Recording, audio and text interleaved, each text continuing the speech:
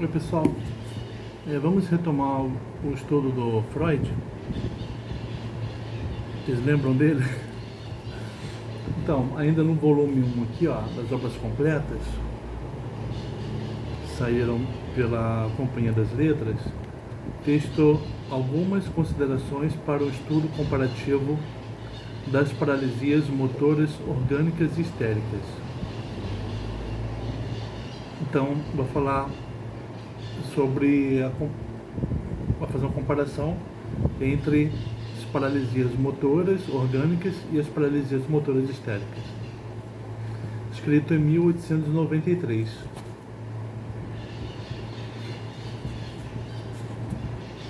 Charcot,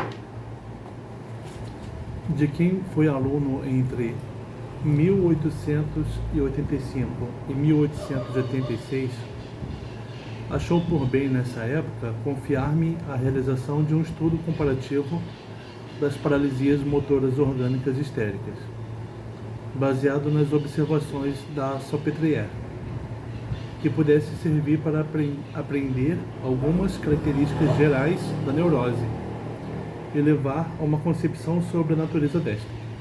Então, Charcot pediu esse estudo comparativo para o Freud, e é um estudo que ajudaria a compreender algumas características da neurose.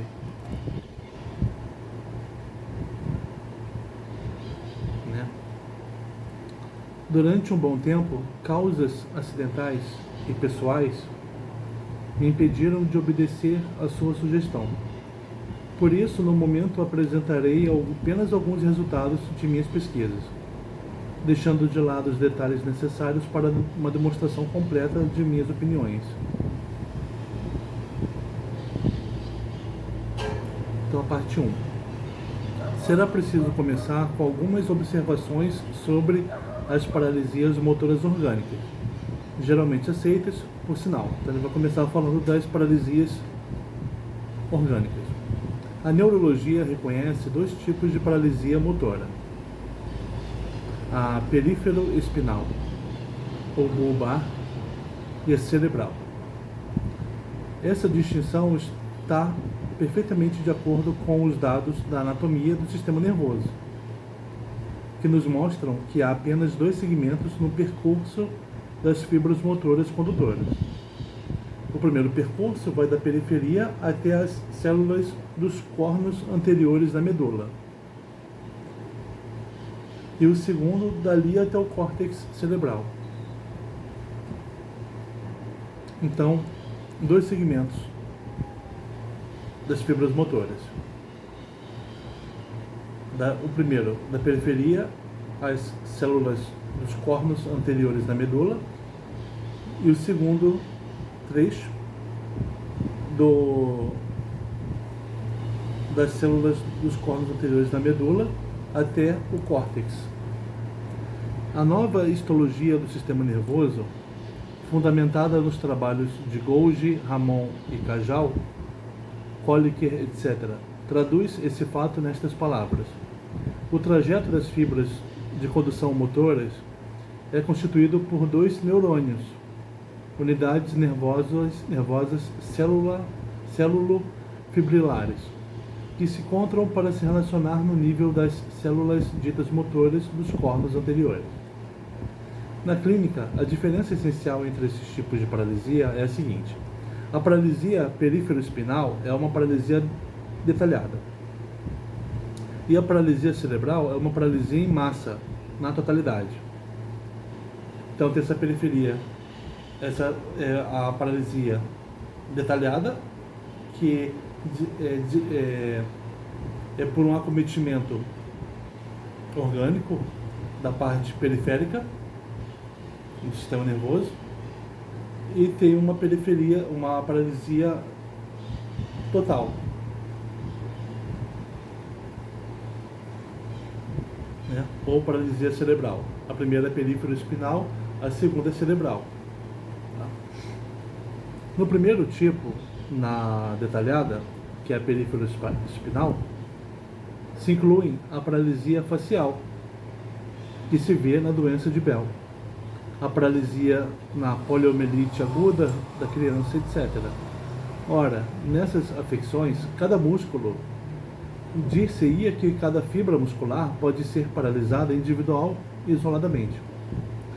Isso depende tão só do local e da extensão da lesão nervosa, e não há regra fixa pela qual um dos elementos periféricos escape à paralisia, enquanto o outro seja por ela afetado de modo constante. Então a paralisia pode ser em um músculo.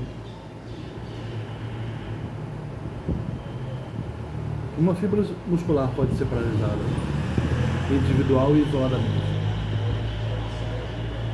A paralisia cerebral, pelo contrário, é sempre uma afecção que ataca grande parte da periferia. Uma extremidade, um segmento desta, um aparelho motor complicado. Ela jamais afeta um músculo individualmente. Por exemplo, o bíceps de um braço, o tibial isoladamente, etc. E se há exceções aparentes a essa regra, a ptose cortical, por exemplo, vê-se bem que se trata de músculos que por si sós desempenham uma função da qual são o único instrumento. Então a periferia cerebral, a paralisia cerebral não pega um músculo individualmente. Nas paralisias cerebrais das extremidades, ela pode pegar a cerebral, né?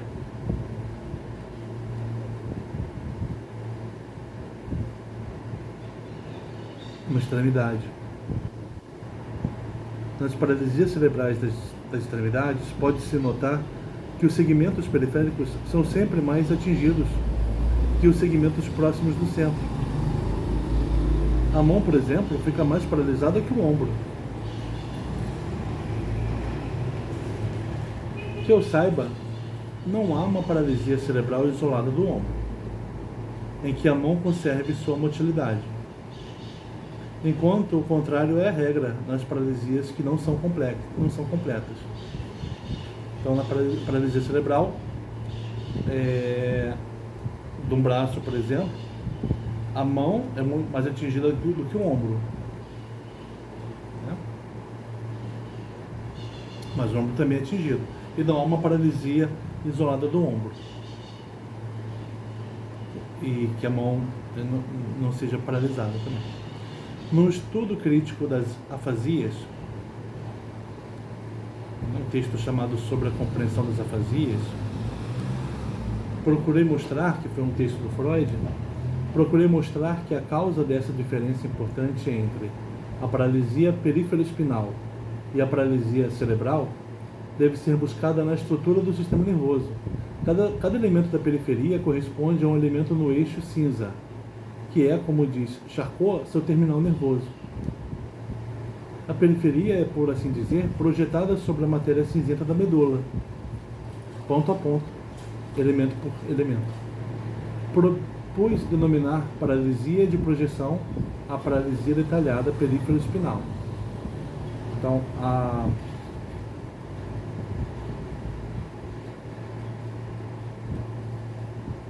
periferia, cada elemento dela corresponde a um elemento no eixo cinza, né?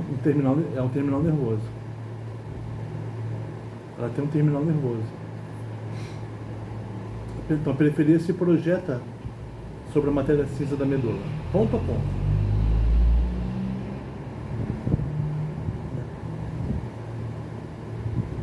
Por isso que ele diz: propus denominar paralisia de projeção a paralisia detalhada periferoespinal. Mas não sucede o mesmo com as relações entre os elementos da medula e os do córtex. Então que diz respeito à paralisia central, né? Ou não, em massa, né? O número de fibras condutoras não seria mais suficiente para fornecer uma segunda projeção da periferia sobre o córtex. É preciso supor que as fibras que vão da medula para o córtex não representam mais, cada uma, um só elemento periférico, e sim um grupo deles, e que, por outro lado, um elemento periférico pode corresponder a várias fibras condutoras espino-corticais. Então, na comunicação entre a medula e o córtex, a ligação é em massa, não mais de um elemento da periferia, não mais uma projeção de um elemento da periferia.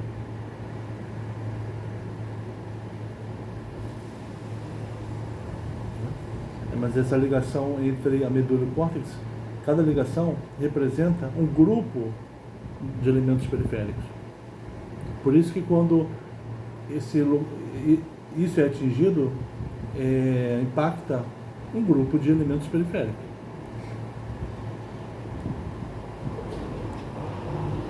É que uma mudança de arranjo ocorreu no ponto de conexão entre os dois segmentos do sistema motor. Afirma então que a reprodução da periferia no córtex não é mais uma reprodução fiel, ponto a ponto, não é mais uma verdadeira projeção, é uma relação por meio de fibras, como que representativas, e propõe para a paralisia cerebral o nome paralisia de representação. Então,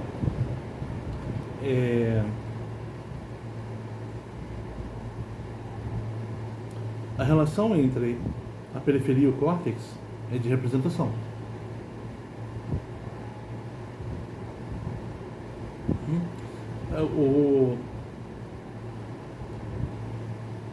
O que há no córtex em relação à periferia é uma representação, né? Diferente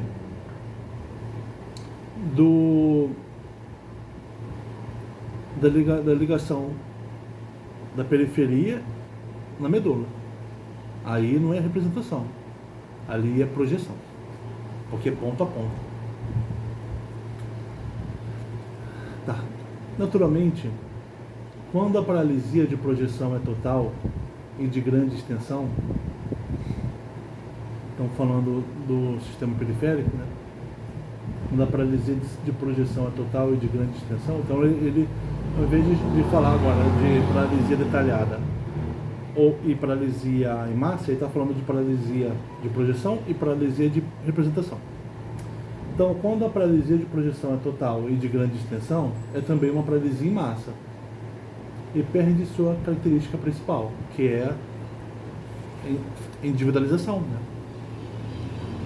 Por outro lado, a paralisia cortical, que se distingue entre as paralisias cerebrais por sua maior tendência à dissociação, sempre mostra a característica de uma paralisia por representação. Então, a paralisia cortical é sempre representação, sempre representa vários elementos periféricos, enquanto na paralisia por projeção, em que o elemento periférico está individualmente situado, projetado na medula,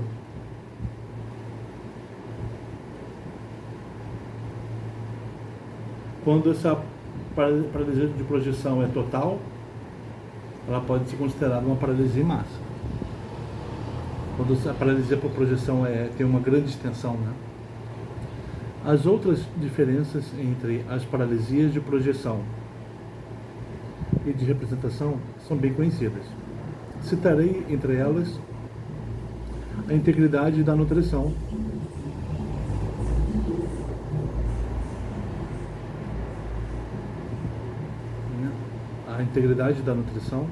e da reação elétrica que se liga à última. Embora muito importantes na clínica, esses traços não têm um alcance teórico que se deve atribuir à primeira característica diferencial que assinalamos, ou seja, paralisia detalhada ou em massa. Frequentemente se atribuiu à histeria, agora vai falar da histeria, até agora ele falou da paralisia orgânica, né? Vou falar da histeria. Frequentemente se atribuiu à histeria a capacidade de simular as afecções nervosas orgânicas mais diversas. A questão é saber se, de maneira mais precisa, ela simula as características dos dois tipos de paralisia orgânica. Se há paralisias histéricas de projeção e paralisias histéricas de representação, como na sintomatologia orgânica.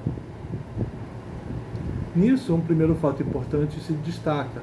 A histeria não simula jamais as paralisias perífero-espinais ou de projeção, As paralisias histéricas partilham somente as características das paralisias orgânicas de representação. Eis um fato bem interessante, pois a paralisia de Bell, a paralisia radial, etc., estão entre as afecções mais comuns do sistema nervoso. Então a paralisia histérica é sempre em massa, é sempre em representacional, né?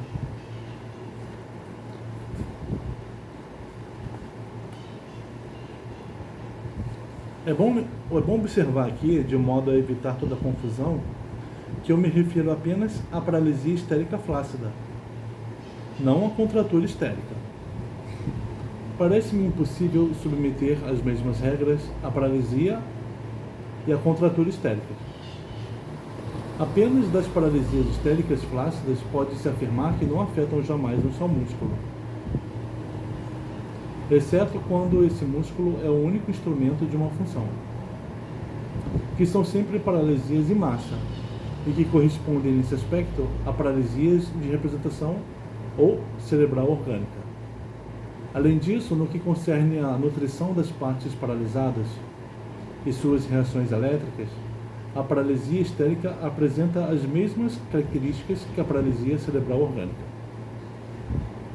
Se a paralisia histérica se vincula assim à paralisia cerebral, e particularmente à paralisia cortical,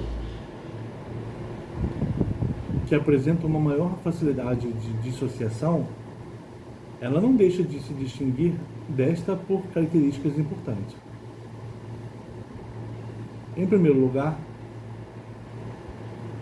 não obedece a uma regra constante nas paralisias cerebrais orgânicas, a de que o segmento periférico é sempre mais afetado que o segmento central. Se a paralisia histérica se vincula à cerebral, e particularmente a cortical, também se diferencia dela. A histérica tem diferenças com relação à paralisia cerebral. Quais?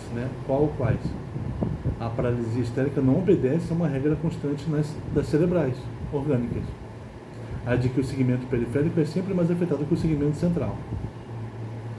Lembra que ele falou que na paralisia de um braço, a mão é mais afetada do que o ombro, embora este também seja afetado? Então, na histérica não tem isso. Na histeria, o ombro ou a coxa podem ficar mais paralisados que a mão ou o pé. Ao contrário do que ocorre na orgânica. Os movimentos podem chegar aos dedos, enquanto o segmento central ainda está absolutamente inerte. Não há a menor dificuldade em produzir de forma artificial uma paralisia isolada da coxa, da perna, etc. E com frequência é possível encontrar na clínica tais paralisias isoladas, que contradizem as regras da paralisia orgânica cerebral. Então pode se produzir por influência, ou a histeria pode produzir uma paralisia isolada.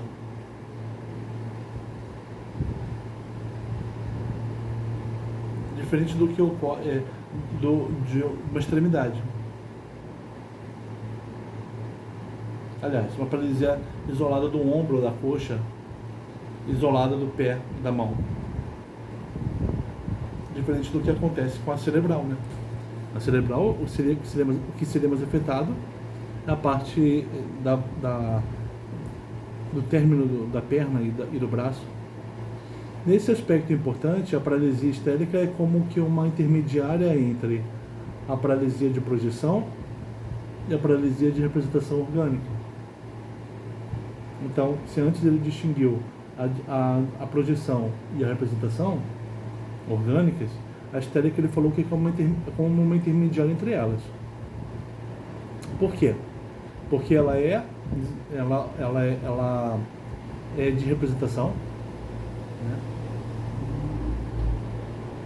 Ela é em massa, só que ela pode acometer a periferia do membro, que é o que se observa na de projeção, na paralisia periférica, né?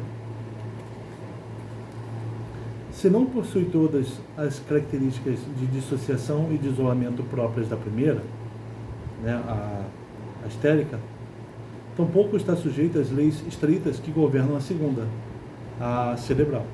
Feitas essas restrições, pode-se afirmar que a paralisia histérica é também uma paralisia de representação, mas de uma representação especial, cujas características ainda devem ser encontradas.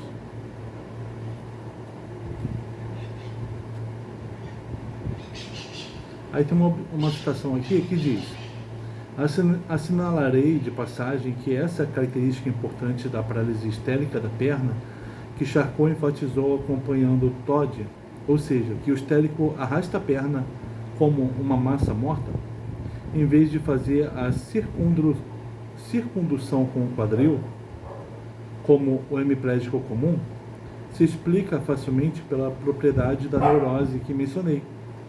Na hemiplegia orgânica, a parte central da extremidade fica sempre um tanto incólume,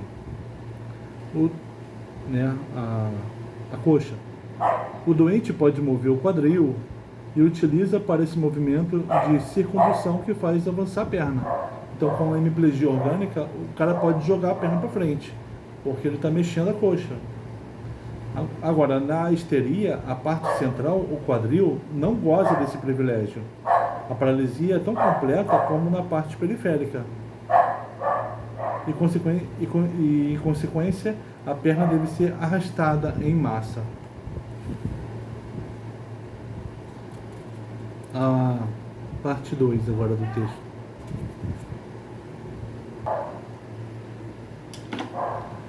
Parte 2 do texto. Para avançar nessa direção, proponho-me estudar os demais traços que distinguem a paralisia histérica da paralisia cortical, o tipo mais perfeito da paralisia cerebral orgânica. Então agora ele vai fazer a comparação entre a histérica e a cortical.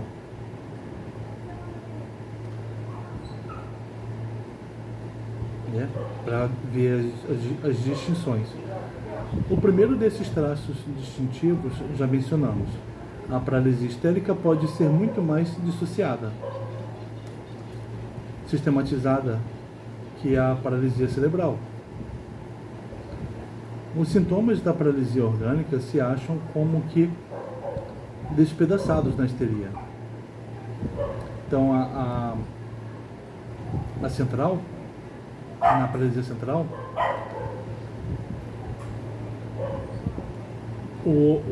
uma paralisia na perna, o homem pode jogar a perna dele para frente, porque o quadril se mexe, porque a parte mais atingida é o pé. Agora, na histérica, ele não consegue fazer esse movimento de jogar o quadril para frente e movimentar a perna. A perna inteira está paralisada, então ele tem que arrastá-la se ele quiser andar.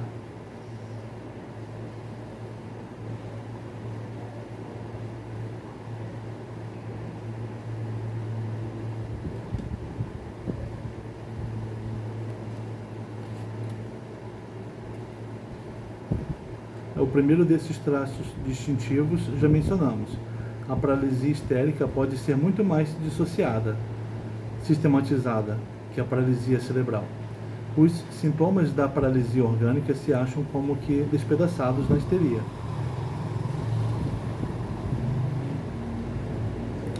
Da hemiplegia comum orgânica,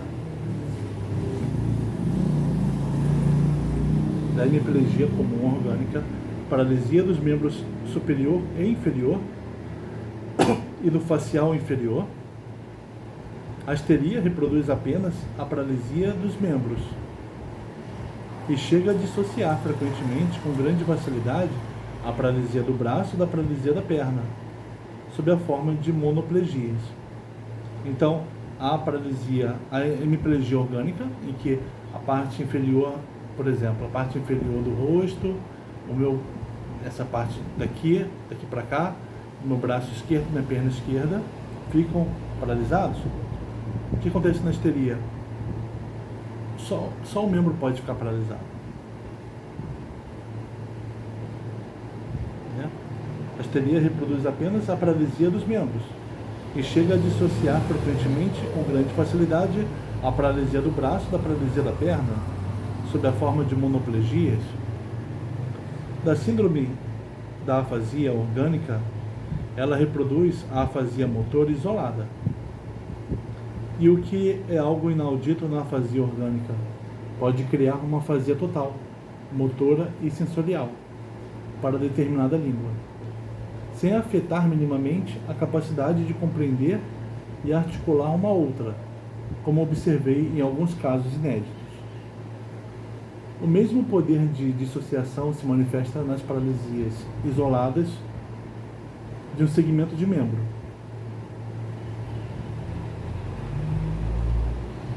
Com integridade completa de outras partes do mesmo membro. Ou ainda, na abolição total de uma função.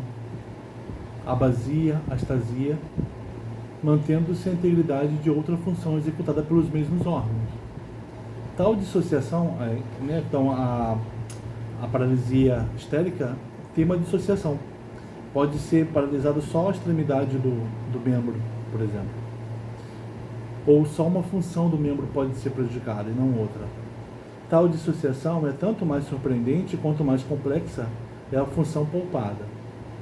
Na sintomatologia orgânica, quando há debilitamento desigual de várias funções, é sempre a função de maior complexidade, de aquisição posterior, a mais atingida em consequência da paralisia. A paralisia histérica apresenta outra característica que é a assinatura da neurose e que vem se juntar à primeira. Com efeito, conforme eu ouvi Charcot dizer, a histeria é uma doença de manifestações excessivas, possuindo uma tendência a produzir seus sintomas com a maior intensidade possível. É uma característica que não se mostra apenas nas paralisias, mas também nas contraturas e anestesias. Esses sintomas são excessivos, né? A paralisia, a contratura e a anestesia na histeria. Sabe-se a que grau de distorção podem chegar as contraturas histéricas, que quase não têm igual na sintomatologia orgânica. Sabe-se também como são frequentes na histeria as anestesias absolutas.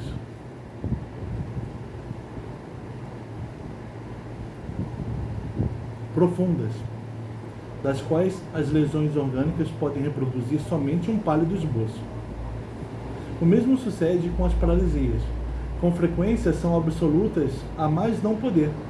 O afásico não profere uma palavra sequer, enquanto o afásico orgânico pode, quase sempre, falar algumas sílabas, sim ou não, um xingamento. O braço paralisado fica absolutamente inerte. Essa característica é muito conhecida, não cabe persistirmos nela. Por outro lado, sabe-se que na paralisia orgânica, a paresia é sempre mais frequente que a paralisia absoluta. A paralisia histérica é, portanto, de uma limitação exata e de uma intensidade excessiva.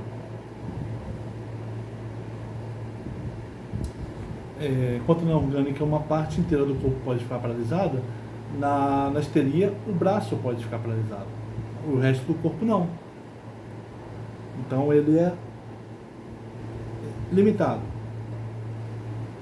A paralisia é limitada e é excessiva, porque o braço inteiro fica paralisado e não apenas a mão. Ela possui essas duas qualidades ao mesmo tempo, né, da limitação e da excessividade. E é nisso que contrasta mais fortemente com a paralisia cerebral orgânica, na qual, de modo constante, essas duas características não se associam. Há também monoplegias na sintomatologia orgânica, mas são quase sempre monoplegias a fortiori, e não exatamente delimitadas. Se o braço se encontra paralisado, consequência de uma lesão cortical orgânica, quase sempre são atingidos ao mesmo tempo, em menor grau, o facial e a perna. E embora não se veja mais essa complicação em certo momento, ela certamente existiu no começo da afecção. A monoplegia cortical é, a bem dizer, uma hemiplegia da qual essa ou aquela parte está mais ou menos apagada, mas ainda é reconhecível. Indo mais longe, suponhamos que a paralisia não tenha afetado nenhuma outra parte além do braço, que seja uma monoplegia cortical pura. Então se vê que a paralisia é de intensidade moderada. Assim que essa monoplegia aumenta de intensidade e se torna uma paralisia absoluta, perde suas características de monoplegia pura e é acompanhada de problemas motores na perna ou na face. Ela não pode se tornar absoluta e permanecer delimitada ao mesmo tempo. Então a paralisia orgânica, se é só em um braço, é de baixa intensidade, porque quando aumenta a intensidade, ela atinge o rosto e a perna também. Então perde a delimitação. Diferente da histeria, da paralisia histérica, que pode acometer só o braço mesmo. E o braço inteiro. É o que a paralisia histérica pode muito bem fazer, como a clínica mostra diariamente. Ela afeta o braço, por exemplo, de maneira exclusiva, deixando incólume a perna e o rosto. Além disso, no tocante ao braço, ela é tão forte quanto uma paralisia pode ser. E esta é uma diferença evidente em relação à paralisia orgânica. Diferença que faz pensar. Pode atingir só o braço e excessivamente. Enquanto na orgânica pode ser moderada. Naturalmente, há casos de paralisia histérica em que a intensidade não é excessiva e a dissociação não oferece nada de notável. Nós os reconhecemos por meio de outras características. Então, não está delimitado, não é excessivo, então não é histérico. Não. Há casos em que, repetindo, em que de paralisia histérica, em que a intensidade não é excessiva e a dissociação não aparece nada de notável, não oferece nada de notável. Nós os reconhecemos, esses casos, por meio de outras características, mas são casos que não têm a marca típica da neurose e que, nada podendo nos ensinar sobre a natureza desta, não apresentam interesse do ponto de vista que aqui nos importa. Então não vai comentar esses casos, essas exceções. Acrescentemos algumas observações de importância secundária, que até ultrapassam um pouco os limites do nosso tema. Registrarei de início que as paralisias histéricas são acompanhadas de alterações da sensibilidade, bem mais frequentemente que as paralisias orgânicas. Em geral, essas alterações são mais profundas e mais frequentes na neurose que na sintomatologia orgânica. Então, na neurose, ocorre junto da paralisia histérica, com muita frequência, alterações da sensibilidade, diferentemente do que ocorre com as paralisias orgânicas.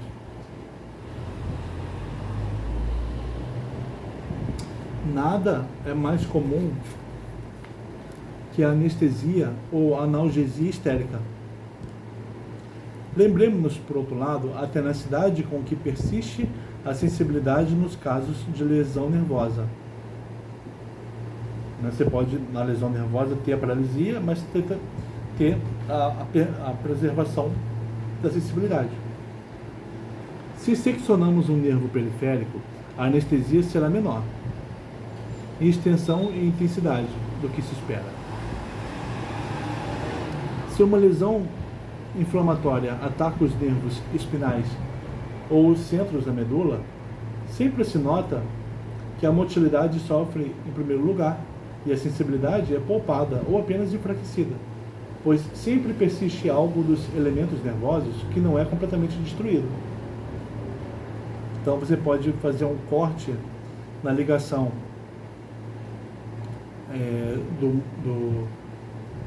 dos nervos espinais com a medula, cortando a mobilidade, mas mantendo a sensibilidade. Em lesão cerebral, em caso de lesão cerebral, conhece-se a frequência e a duração da hemiplegia motora, enquanto a hemiplegia concomitante é indistinta, fugaz e não se acha em todos os casos.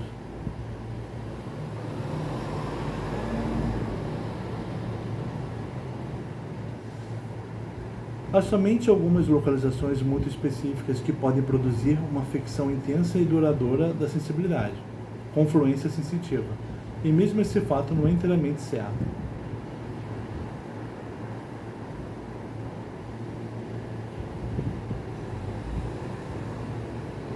Esse comportamento da sensibilidade, diferente nas lesões orgânicas e na histeria, não é explicável hoje em dia. Parece que nisso há um problema cuja solução talvez nos informe sobre a natureza íntima das coisas. Outro ponto que me parece digno de ser notado é que há algumas formas de paralisia cerebral que não se acham na histeria, assim como sucede com as paralisias períferas espinais de projeção. É preciso mencionar, em primeiro lugar, a paralisia do facial inferior, a manifestação mais frequente de uma afecção orgânica do cérebro. E, se me permitem passar por um momento as paralisias sensoriais, a hemianopsia lateral homônima. Sei que é quase uma temeridade dizer que esse ou aquele sintoma não se acha na histeria, quando as pesquisas de Charcot e seus discípulos nela descobrem, talvez diariamente, sintomas novos que antes não eram suspeitados. Mas devo tomar as coisas como elas são hoje. A paralisia facial histérica é muito contestada por Charcot, e a crer nos seus apoiadores, trata-se de um fenômeno de grande raridade. A hemianopsia ainda não foi vista na histeria, e creio jamais será. Ora, como as paralisias histéricas, mesmo simulando bastante as paralisias corticais, delas se afastam pelos tratos distintivos que enumerei, e qual a característica geral da representação específica a que se deve relacioná-las? Aí a pergunta de psicólogo. Ora, como as paralisias histéricas, mesmo simulando bastante as corticais, delas se afastam pelos tratos distintivos que enumerei. E qual a característica geral da representação específica a que se deve relacioná-las? Qual é a representação específica relacionada a uma paralisia histérica? A resposta a essa questão conteria uma parte importante da teoria da neurose. Não há a menor dúvida sobre os elementos que condicionam a sintomatologia da paralisia cerebral. São os fatos da anatomia, a construção do sistema nervoso, a distribuição de seus vasos e a relação entre essas duas séries de fatos e as circunstâncias da lesão. Dissemos que o menor número de fibras que vão da medula ao córtex, comparado ao número de fibras que vão da periferia à medula, é a base da diferença entre a paralisia de projeção e a de representação. Do mesmo modo, cada detalhe clínico da paralisia de representação pode achar explicação num detalhe da estrutura cerebral, e vice-versa. Podemos deduzir a construção do cérebro a partir das características clínicas das paralisias. Acreditamos num paralelismo perfeito entre essas duas séries. Então vamos lá.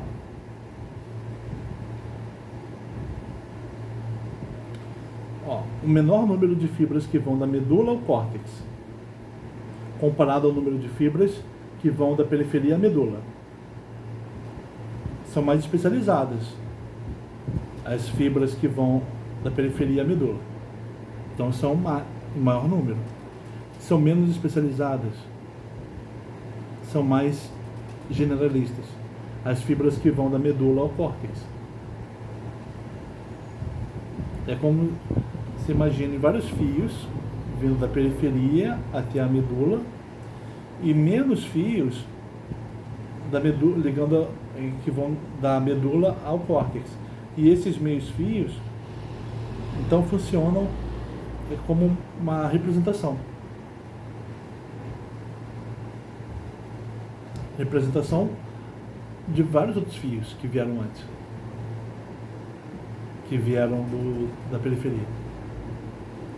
Então, a periferia é representada no córtex, enquanto ela, a periferia, é projetada na medula, ponto a ponto. Dissemos que o menor número de fibras que vão da medula ao córtex, comparado ao número de fibras que vão da periferia à medula, é a base da diferença entre a paralisia de projeção e a de representação. Então, uma paralisia de representação tem um impacto muito maior do que uma paralisia de projeção. Do mesmo modo, cada detalhe clínico da paralisia de representação pode achar explicação num detalhe da estrutura cerebral e vice-versa, né? A estrutura cerebral pode ser observada na paralisia de representação. Podemos deduzir a construção do cérebro a partir das características clínicas das paralisias. Então você pode estudar, você pode explicar a paralisia de representação no cérebro e você pode explicar o cérebro na paralisia de representação. Acreditamos num paralelismo perfeito entre essas duas séries. Tá. Portanto, se não há uma grande facilidade de dissociação para a paralisia cerebral comum, é porque as fibras de condução motoras são muito próximas umas das outras, em um longo trecho do seu percurso intracerebral, para serem lesionadas isoladamente.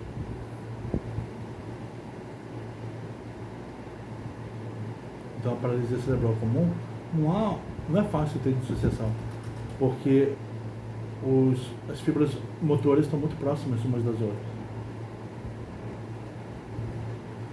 É difícil uma só ser lesionada.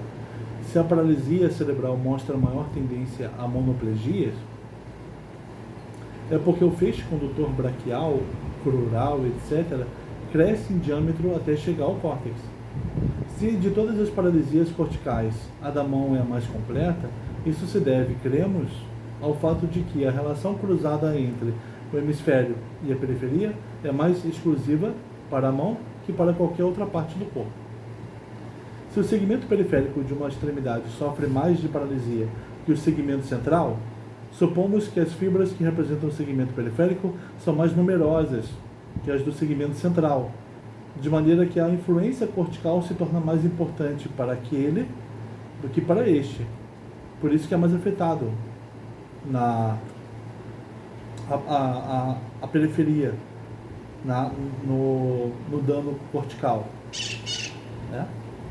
Se as lesões um pouco mais extensas do córtex não conseguem produzir monoplegias puras, concluímos que os centros motores corticais não são nitidamente separados uns dos outros por territórios neutros, ou que há ações à distância, que anulariam o efeito de uma separação exata dos centros. Assim também, se sempre há na afasia orgânica uma mescla de distúrbios de funções diversas, isso se explica pelo fato de que os ramos da mesma artéria alimentam todos os centros da linguagem.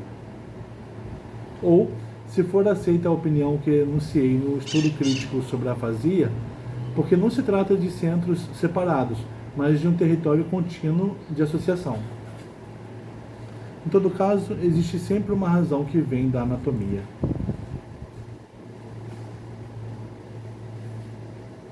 As associações notáveis que observamos frequentemente na clínica das paralisias corticais, afasia motora, hemiplegia direta, alexia e hemianopsia direita, não, afasia motora, hemiplegia direita, alexia e hemianopsia direita. Então, paralisias corticais. Se explicam, as associações se observam nessas paralisias, se explicam pela vizinhança dos centros lesionados. A hemianopsia mesmo, sintoma curioso e estranho para o espírito não científico, não é compreensível senão pelo entrecruzamento das fibras do nervo óptico no quiasma. Ela é a expressão clínica dele, assim como todos os detalhes das paralisias cerebrais são a expressão clínica de um fato anatômico. A paralisia é uma expressão clínica, é uma representação de um fato anatômico, quando a paralisia tem uma causa anatômica. Como só pode haver uma única anatomia cerebral verdadeira, e como ela acha expressão nas características clínicas das paralisias cerebrais, então tem uma anatomia cerebral que se expressa nas características clínicas dos sintomas, é impossível, evidentemente, que essa anatomia possa explicar os traços distintivos da paralisia histérica.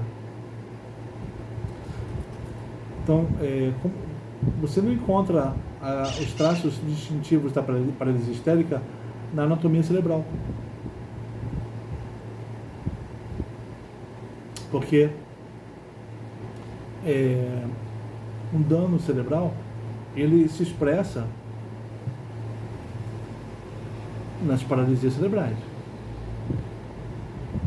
Agora, a paralisia histérica não vai ser uma expressão de um dano cerebral. Por essa razão, não é lícito extrair sobre a anatomia cerebral conclusões baseadas na sintomatologia dessas paralisias. Não é possível você extrair, você se informar sobre a anatomia cerebral a partir das paralisias histéricas. Sem dúvida, para obter essa difícil explicação, é preciso lidar com a natureza da lesão. Nas paralisias orgânicas, a natureza da lesão tem papel secundário. São, sobretudo, a extensão e o local da lesão que, nas condições dadas da estrutura do sistema nervoso, produzem as características que registramos da paralisia orgânica. Então, o importante é a extensão e o local da lesão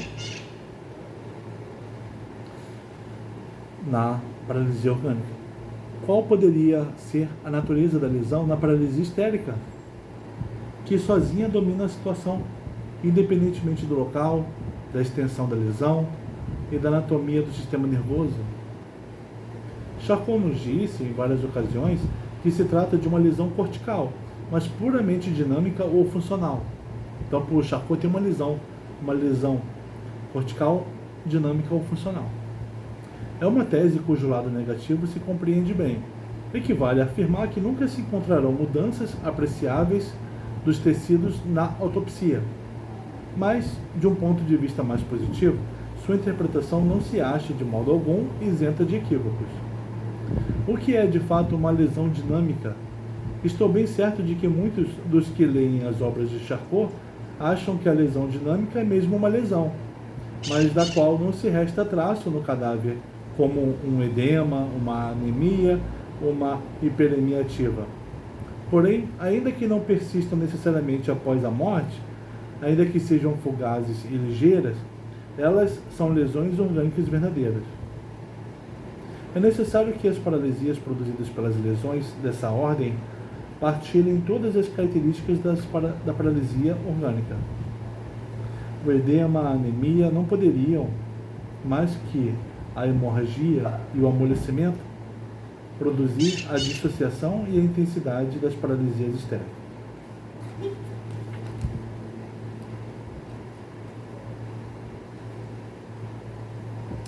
Então, o traço orgânico, o edema, a anemia, não poderiam, mais que a hemorragia e o amolecimento, produzir a dissociação e a intensidade das paralisias histéricas. A única diferença seria que a paralisia pelo edema pela constrição vascular, etc., deve ser menos duradoura que a paralisia por destruição do tecido nervoso. Todas as demais condições lhes são comuns, e a anatomia do sistema nervoso determinará as propriedades da paralisia, tanto no caso da anemia fugaz, como no caso da anemia permanente e definitiva. Não creio que estas observações sejam gratuitas. Quando se lê que deve haver uma lesão orgânica em tal ou tal centro, ou mesmo em que a lesão orgânica produziria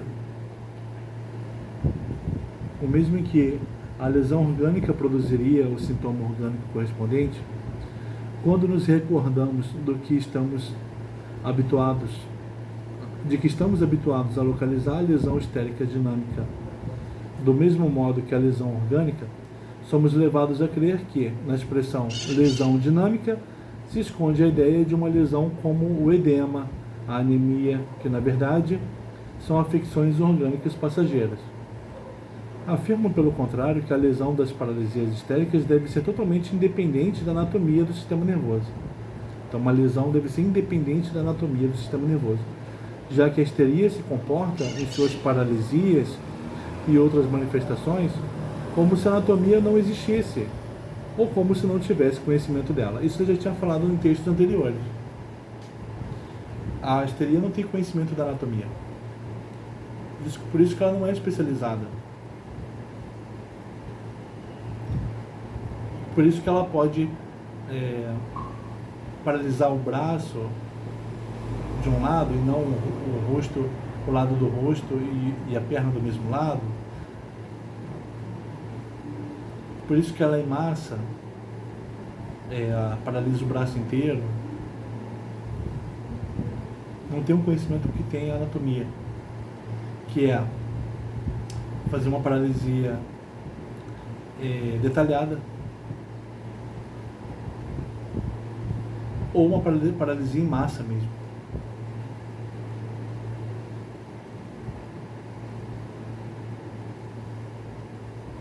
Um bom número de características das paralisias histéricas justifica realmente essa afirmação. A histeria ignora a distribuição dos nervos e, por essa razão, não simula as paralisias periferoespinais ou de projeção. Não conhece o quiasma dos nervos ópticos e, consequentemente, não produz a hemianopsia. Ela toma os órgãos no sentido vulgar, popular, do nome que o levam. A perna é a perna até a inserção no quadril. O braço é a extremidade superior, tal como ela se desenha sob a roupa. Não há razão para acrescentar à paralisia do braço a paralisia do rosto.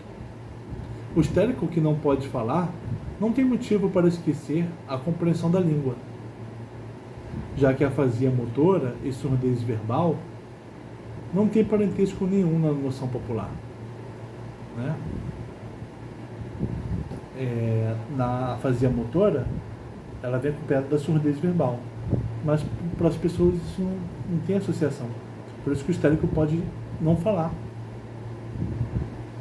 mas ainda assim compreender a língua. Nesse ponto, tenho de me associar plenamente às opiniões que Janet avançou nos últimos números do Arquivos de Neurologia. As paralisias histéricas são a prova disso, tanto quanto as anestesias e os sintomas psíquicos.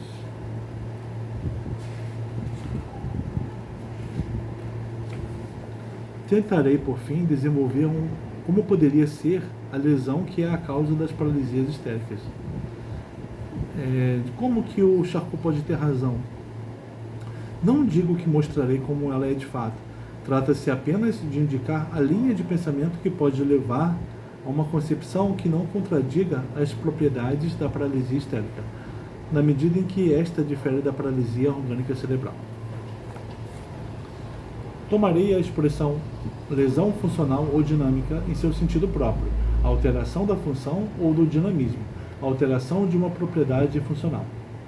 Uma alteração dessas seria, por exemplo, uma diminuição da excitabilidade ou de uma qualidade fisiológica que no estado normal permanece constante ou varia em limites determinados. Tudo bem. Lesão funcional ou dinâmica. Vamos pegar uma alteração, diminuição da estabilidade. Mas alguém dirá, a alteração funcional não é outra coisa, é outro lado da alteração orgânica. Suponhamos que o tecido nervoso se encontra no estado de anemia passageira. Sua excitabilidade será diminuída por essa circunstância. Não é possível deixar de levar em conta as lesões orgânicas por esse meio. Buscarei mostrar que pode haver alteração funcional sem lesão orgânica simultânea, ao menos sem lesão grosseira, palpável, até mesmo a análise mais delicada. Em outras palavras, darei um exemplo adequado de alteração da função primitiva, e peço apenas para isso permissão de passar para o terreno da psicologia, que não podemos evitar quando se trata da histeria. Afirmo com Janet que é a concepção banal, popular, dos órgãos e do corpo em geral que desempenha um papel nas paralisias histéricas, nas anestesias, etc. Essa concepção não se baseia num conhecimento aprofundado da anatomia nervosa, mas em nossas percepções táteis e, sobretudo, visuais. Se ela determina as características da paralisia histérica, esta deve se mostrar ignorante e independente de toda a noção da anatomia do sistema nervoso. A lesão da paralisia histérica será, portanto, uma alteração da concepção da ideia de braço, por exemplo.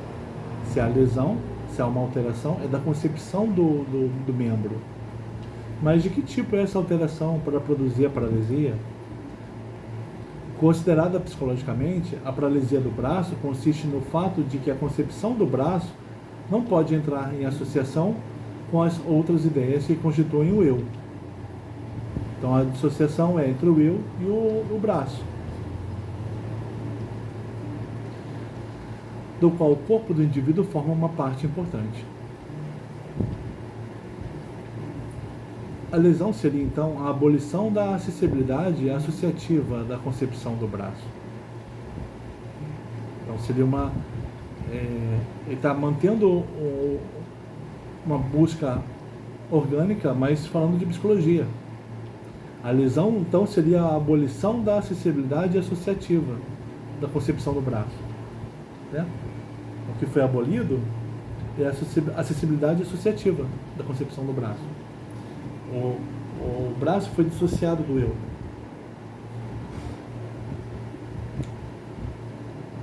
O braço se comporta, então, não o braço, né? O que se concebe por braço. O braço se comporta como se não existisse para o jogo das associações. Então, o que eu associo e chamo de eu, o braço foi excluído. Sem dúvida, se as condições materiais que correspondem à concepção do braço se acham profundamente alteradas, essa concepção também será perdida. Mas devo mostrar que ela pode ser inacessível sem que seja destruída, e sem que seu substrato material, o tecido nervoso da região correspondente do córtex, seja danificado. Vamos voltar? Se as condições materiais que correspondem à concepção do braço se acham profundamente alteradas, essa concepção também será perdida. Então, a lesão, se existe, é da concepção, por exemplo, do braço. Pode ser que o braço esteja danificado, né? As condições materiais que correspondem à concepção do braço. Então, se o braço está danificado, a concepção também será danificada. Mas devo mostrar que a concepção, pode ser inacessível sem que seja destruída. E sem que seu substrato... A concepção de braço pode ficar inacessível, mesmo que o braço não seja destruído. E sem que seu substrato material, o tecido nervoso da região correspondente do córtex, seja danificado. pode continuar tendo a ligação entre o braço e o córtex, né? Mas mesmo assim, a concepção do braço ser danificada. Começarei com exemplos tirados da vida social. Há a história cômica de um súdito fiel que não queria mais lavar a mão, pois seu soberano a havia tocado. A relação dessa mão com a ideia do rei parece tão importante para a vida psíquica do sujeito que ele se recusa a deixar que essa mão se coloque em outras relações. Obedecemos ao mesmo impulso quando quebramos a taça em que bebemos a saúde dos recém-casados. As tribos antigas, ao queimar juntamente com o cadáver o cavalo, as armas e até mesmo as mulheres do chefe morto, obedeciam a essa ideia de que ninguém devia tocá-los depois dele. O motivo de todos esses atos é bastante claro. O valor afetivo que atribuímos à primeira associação de um objeto tem a aversão a fazê-lo entrar em nova associação com outro objeto. E, em consequência, torna a ideia desse objeto inacessível à associação. Então, o valor afetivo de um objeto numa associação faz com que ele seja proibido de entrar em outras associações com outros objetos. Por isso que uma mão, um braço, podem ficar dissociados do eu, porque eles estão associados a outro eu, outra coisa. Quando passamos ao domínio da psicologia das concepções, não é uma simples comparação, mas quase a mesma ideia. Se a concepção do braço se encontrar envolvida numa associação de grande valor afetivo, ela será inacessível ao livre jogo das outras associações. Ele está se aproximando da teoria do trauma, que é quando um membro fica comprometido com uma cena traumática. Se a concepção do braço se encontrar envolvida numa associação de grande valor afetivo, ela será inacessível ao livre jogo das outras associações. O braço estará paralisado na medida da persistência desse valor afetivo ou de sua diminuição pelos meios psíquicos apropriados.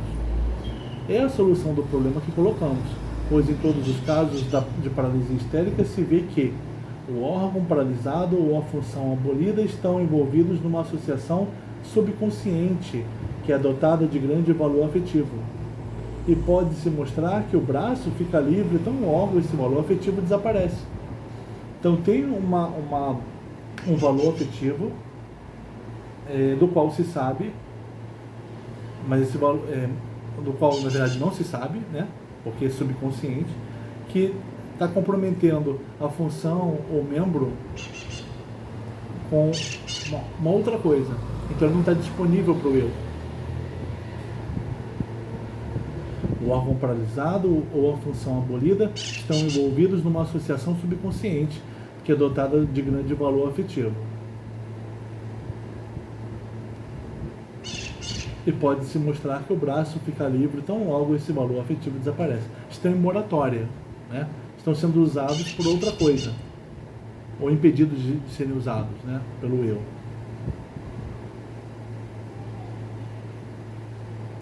Então a concepção do braço existe no substrato material, mas não é acessível às associações e aos impulsos conscientes. Então não tem um dano material, mas é inacessível, porque toda a sua afinidade associativa está saturada, por assim dizer, numa associação subconsciente com a lembrança do evento, do trauma que produziu essa paralisia. O órgão ou a função estão associados subconscientemente a uma lembrança, a um trauma que levou à paralisia do membro da função. Foi Charcot o primeiro a nos ensinar que é preciso recorrer à psicologia para a explicação da neurose histérica. Seguimos seu exemplo, Breuer e eu, numa comunicação preliminar sobre o mecanismo psíquico dos fenômenos histéricos. Nela demonstramos, deixa eu só ver aqui.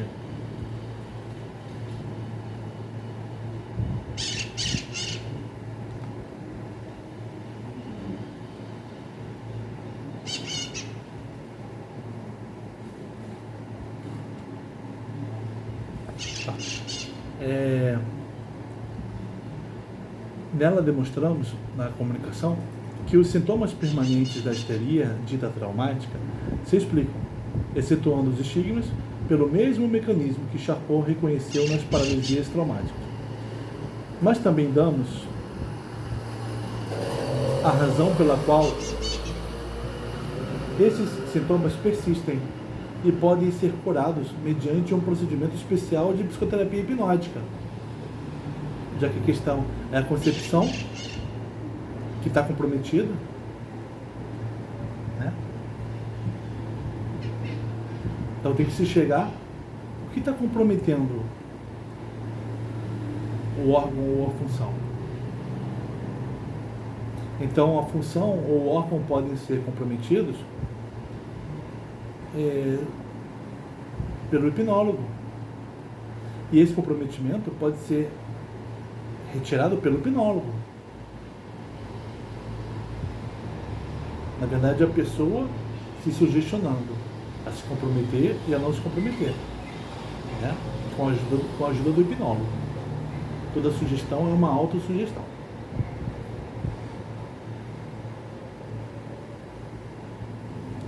Né? Os sintomas persistem e podem ser curados mediante um procedimento especial de psicoterapia hipnótica. Cada evento, cada impressão psíquica é dotada de certo valor afetivo, do qual o eu se livra, pela via da reação motora ou por um trabalho psicoassociativo. Então, quando um evento que causa uma impressão psíquica, quando um evento causa uma impressão psíquica no eu, o eu se livra, fazendo um movimento, né? Ou uma associação psíquica. Se o indivíduo não pode ou não quer eliminar o excedente, a lembrança da impressão adquire a importância de um trauma e se torna a causa de sintomas permanentes de histeria. Então, se algo causou um evento, teve valor afetivo para o eu, mas o eu não quis agir motora ou psiquicamente, aquilo ficou armazenado nele. A lembrança da impressão adquire a importância de um trauma. Então o excedente ficou armazenado. O excedente de excitação. E se torna a causa de sintomas permanentes de histeria. A impossibilidade da eliminação se impõe quando a impressão fica no subconsciente.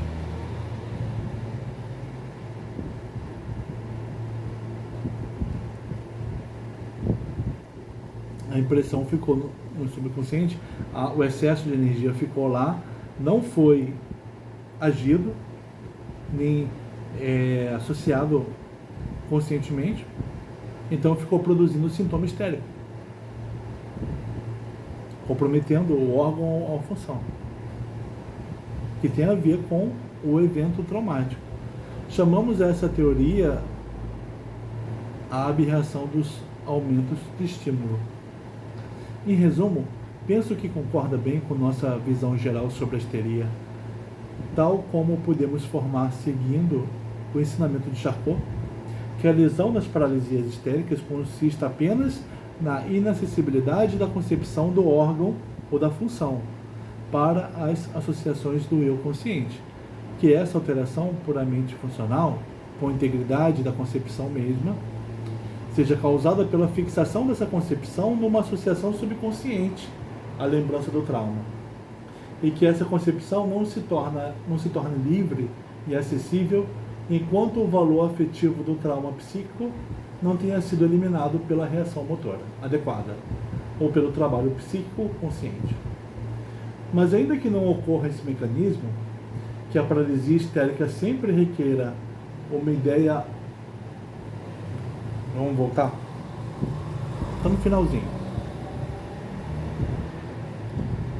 Em resumo, penso que concorda bem com nossa visão geral sobre a histeria, tal como podemos formar seguindo o ensinamento de Charcot, que a lesão nas paralisias histéricas consiste apenas na inacessibilidade da concepção do órgão ou da função para as associações do eu consciente, que essa alteração puramente funcional, com integridade da concepção mesma, seja causada pela fixação dessa concepção numa associação subconsciente à lembrança do trauma.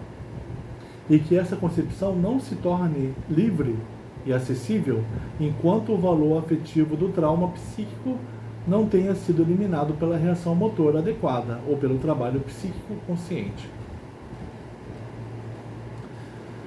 Mas ainda que não ocorra esse mecanismo, que a paralisia histérica sempre requer uma ideia autossugestiva direta,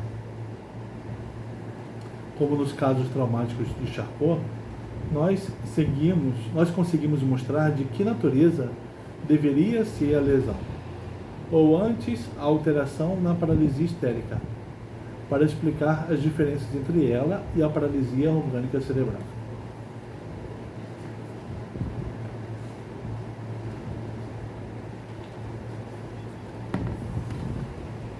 Tá bom? Ficamos por aqui.